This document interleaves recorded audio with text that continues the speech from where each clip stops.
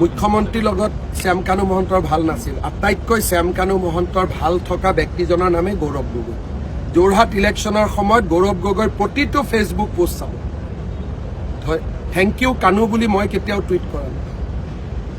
সনা পিটিকা বুন্দিয়া ভুজিয়া গৌৰৱ গগৈ আৰু শ্যাম কানু মহন্তৰ আছিল শ্যাম কানু মহন্তৰ ককায়েকৰ লগত মই একেলগে কাম কৰিছোঁ মুখ্যমন্ত্ৰী হ'লে ডিজিপি থাকিব কিন্তু মোৰ বুন্দিয়া ভুজিয়া নাছিল গৌৰৱ গগৈ আৰু শ্যাম কানু মহন্তৰ বুন্দিয়া ভুজিয়া হয় শ্যাম কানু মহন্তৰ যোৰহাট ইলেকশ্যনৰ সময়ত প্ৰত্যেকটো টুইট চাওক তিনি গগৈৰ ওপৰত শ্যাম কানু মহন্তই লিখা ছ'চিয়েল মিডিয়া পোষ্টবিলাক আপোনালোকে পঢ়ক গতিকে তেওঁৰ লগত যাৰ ভাল দুদিন পিছত ক'ব মোৰ ল'ৰা ছোৱালীৰ লগত হিমন্ত বিশ্ব শৰ্মাৰহে ভাল তেওঁলোক কেনেকৈ ব্ৰিটিছ হ'ল মইতো গম নাপাওঁ হিমন্ত দাইহে কৰি দিছে দুদিন পিছত তেনেকুৱা হ'বগৈ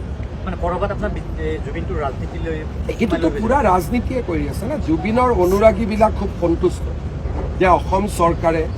এটাৰ পিছত এটাকৈ গ্ৰেপ্তাৰ কৰিছে তদন্ত কৰিছে আৰু জুবিনৰ অনুৰাগীসকলে ভাবিবই পৰা নাছিল যে অসম চৰকাৰে ইমান ক্ষিপ্ৰতাৰে কাম কৰিব প্ৰত্যেকজন জুবিনৰ অনুৰাগী মোৰ মোবাইলত মেছেজ দি ভৰ্তি হৈ আছে কেনেকৈ আপুনি ছিংগাপুৰৰ পৰা আনিলে তেওঁক বিদায় দিলে ইমান ধুনীয়া মাটিত তেওঁক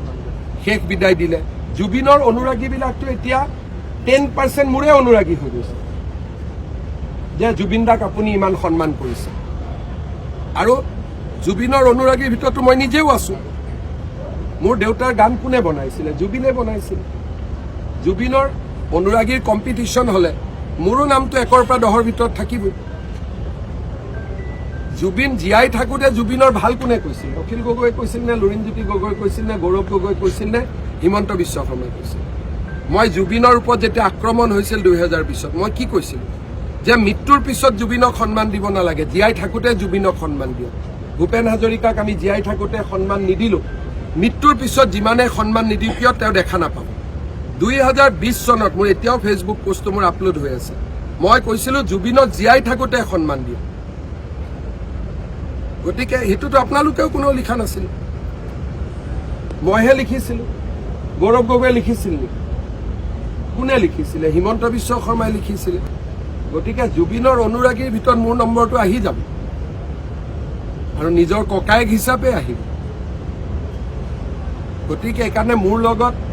আমাক লৈতো মানুহ ভীষণ সন্তুষ্ট যে জুবিনক ইমানখিনি আমি সন্মান দিছোঁ